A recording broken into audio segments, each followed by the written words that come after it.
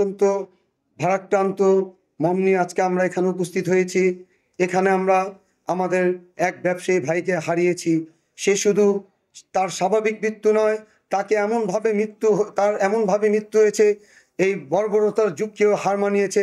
একটি লোককে কিভাবে উলঙ্গ অবস্থায় পাথর নিক্ষেপ করে তাকে হত্যা করা হয়েছে, সেটি একটি জনবহুল মিডফোর্ড রোড এলাকায় মিডফোর্ড হসপিটালের পাশে হত্যা করেছে শত শত মানুষের সামনে। আমি এর ধিক্কার জানাই এবং আমি সোহাগের রুহের মাগফিরাত কামনা করে আমি দুই একটি কথা বলে আমি আমার বক্তব্য শেষ করব। এখানে আমি দেখতে পাচ্ছি যে সমিতির লোক নিহত হয়েছে, অত্যন্ত দুঃখজনক।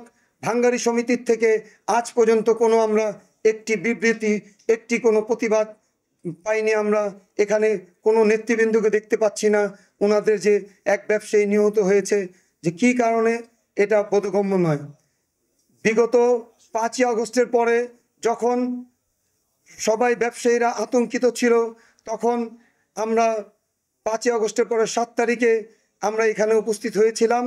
উপস্থিতের আগে যখন দেখলাম যে মিডফোর্ডের বিসমিল্লাহ টাওয়ার, MK টাওয়ার, প্যারাডাইস ভবন সহ সকল বড় বড় ব্যবসায়ী মার্কেটগুলো বন্ধ ছিল, তখন MK টাওয়ার থেকে ইসমাইল আমাকে ফোন করেছে।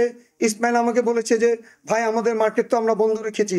তখনই আমি নলগোলার থেকে সিনিয়র নেতৃবৃন্দের সাথে পরামর্শক্রমে আমি সাথে সাথে সেখান থেকে নলগোলার থেকে প্রতিবাদ মিছিল নিয়ে মিডফোর্ড, ইমামগঞ্জ, নলগোলা, মৌলিবাজার, চকবাজার আমি প্রদক্ষিণ করি এবং সেই সাথে এনায়েত ভাই, বশির ভাই আমাদেরকে যথেষ্ট সহযোগিতা করেছেন এবং ওনারা আমাদেরকে আশ্বস্ত করেছেন যে আমরা ব্যবসায়ী সমাজ যেখানে যাদেরই কোনো অসুবিধা হবে সেখানে ওনারা আমাদেরকে সহযোগিতা করবে এবং প্রয়োজনে ওনাদের নাম্বার এবং সেই সময় সেনাবাহিনীর নাম্বার আমাদেরকে দিয়েছিল। ওনাদের প্রতি আমরা কৃতজ্ঞ এবং সেই সাথে ধিক্কার জানাই, যেই ব্যবসায়ীকে হত্যা করেছে তার দৃষ্টান্তমূলক যেন শাস্তি অচিরে আমরা দেখতে চাই। এবং সেই সাথে ভাঙ্গারি সমিতি কেন এখনও নীরব অবস্থায় রয়েছে, তাদের কি এমন ভয় রয়েছে আমরা সেটা জানতে চাই।